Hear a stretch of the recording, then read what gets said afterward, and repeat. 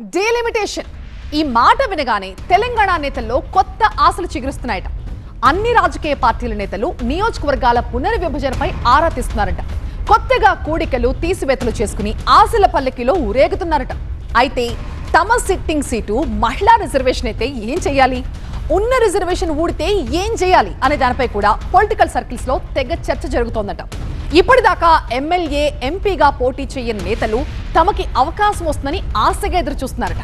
అయితే డీలిమిటేషన్ తో ఎవరికి లాభం, ఎవరికి నష్టం? అదిగో కుర్చీ, ఇదిగో కర్చీఫ్. సీటు కావాలా నాయనా? డీలిమిటేషన్ ఆశల పల్లకీలో నేతలు. సీట్ న్యూస్ పై లీడర్ల లెక్కలు. నియోజకవర్గాల పునర్విభజన అంశం మరోసారి తెరపైకి వచ్చింది.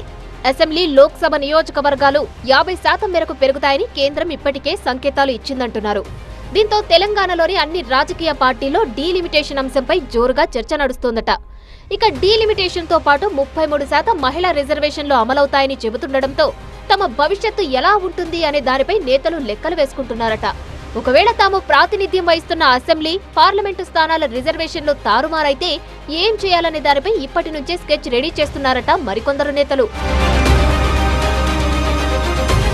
ఢిల్లీ వర్గాల సమాచారం మేరకు డీలిమిటేషన్ జరిగితే తెలంగాణలో ఇప్పుడున్న 119 అసెంబ్లీ స్థానాలు 179 అవుతాయని అంచనా వేస్తున్నారు. ఇక 17 లోక్సభ స్థానాలు 26 కాబోతున్నాయట. దీంతో ఎమ్మెల్యే, ఎంపీగా పోటీ చేయాలని ఎప్పటి నుంచో ఎదురు చూస్తున్న రాజకీయ నేతలకు వచ్చే ఎన్నికల్లో పోటీ చేసే ఛాన్స్ ఉంటుందంటున్నారు. అయితే తెలంగాణలో చాలా అసెంబ్లీ స్థానాలు మహిళలకు రిజర్వ్ అవుతాయనే టాక్ నడుస్తోంది. దీంతో ప్రస్తుతం ఎమ్మెల్యేలుగా ఉన్నవారు తమ నియోజకవర్గాలు మహిళలకు రిజర్వ్ అయితే ఏం చేయాలని ఆలోచిస్తున్నారట. తమ కుటుంబంలోనే మహిళలను బరిలో దించడానికి ఇప్పటి నుంచే ప్లాన్ చేస్తున్నారట. ఇక డీలిమిటేషన్ తో తెలంగాణలో ఏ రాజకీయ పార్టీకి ఎక్కువ లాభం చేకూరుతుంది, ఎవరికి నష్టం జరుగుతుందనే చర్చ కూడా జోరుగా సాగుతుందట.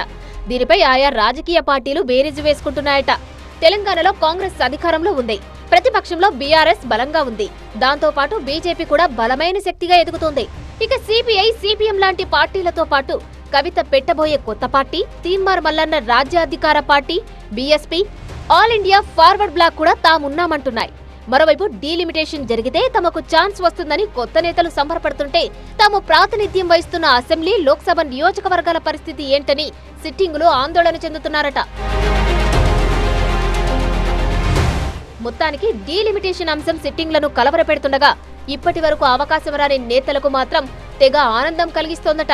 అయితే అసెంబ్లీ, లోక్సభ స్థానాల పెంపుతో ఎవరికి లాభం జరుగుతుంది, ఎవరికి నష్టం జరుగుతుందనేది వేచి చూడాల్సిందే అంటున్నారు విశ్లేషకులు.